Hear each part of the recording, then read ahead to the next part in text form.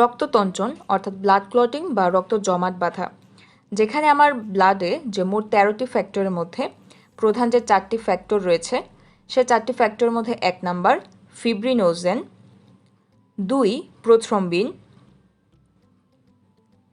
3 number thromboplastin এবং 4 number যে গুরুত্বপূর্ণ ফ্যাক্টরটি সেটি হচ্ছে ক্যালসিয়াম আয়ন। এই প্রধান 4টি ফ্যাক্টরকে মনে রাখা যায় একটি ছন্দের সাহায্যে, ফুল পরে টুপ করে।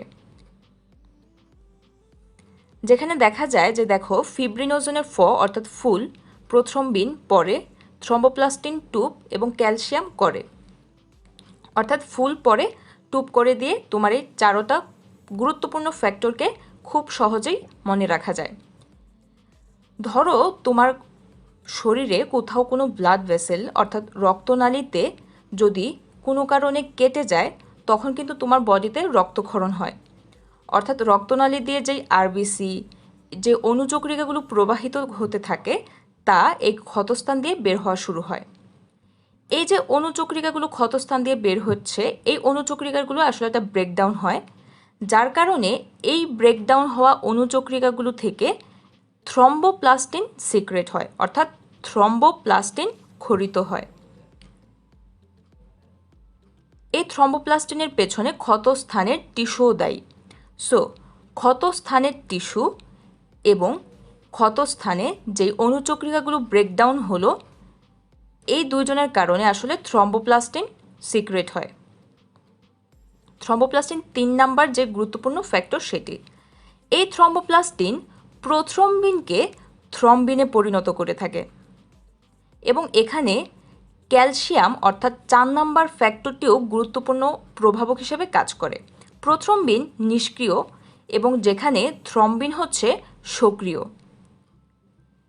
এই থ্রম্বিন একটি এনজাইম হিসেবে কাজ করে এবং এই থ্রম্বিনটি মূলত আমার দেহের ফিব্রিনোজেনকে ফিব্রিনে পরিণত করে। আমরা জানি ফাইব্রিনোজেন হচ্ছে একটি দ্রবণীয় প্রোটিন, কারণ ফাইব্রিনোজেন আসলে একটা প্লাজমা প্রোটিন। আমরা জানি একটি গুরুত্বপূর্ণ প্লাজমা প্রোটিন হচ্ছে ফাইব্রিনোজেন, যা দ্রবণীয়। অপরদিকে ফাইব্রিন কিন্তু অদ্রবণীয়, অর্থাৎ ফাইব্রিন হচ্ছে একটি অদ্রবণীয় তন্তুময়।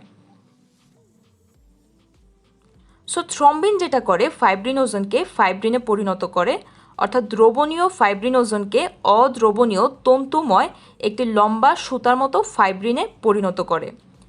এই লম্বা সুতাময় ফাইব্রিনটি এই যে যেখানে রক্তপাত হয় সেখানে গিয়ে এভাবে একটি জমাট অর্থাৎ একটা জালকের মতো সৃষ্টি করে, যার কারণে এই যে আমার রক্তকণিকাগুলো সেখানে জমাট বেঁধে যায়। এই জালকের নাম হচ্ছে ফাইব্রিন জালক এবং এভাবেই আসলে রক্তটা জমাট বেঁধে যায়। এই যে রক্তটি জমাট বাঁধে, এই রক্ত জমাট বাঁধার জন্য মূলত সময় লাগে 3 থেকে 8 মিনিট। এটি খুবই একটি গুরুত্বপূর্ণ এমসিকিউ, কারণ এটি হচ্ছে রক্ত তঞ্চনের সময় এবং আমরা এটাকে গুলিয়ে ফেলি আসলে রক্তক্ষরণকালের সময়ের সাথে। রক্তক্ষরণকালের সময় স্বাভাবিকভাবে 1 থেকে 4 মিনিট।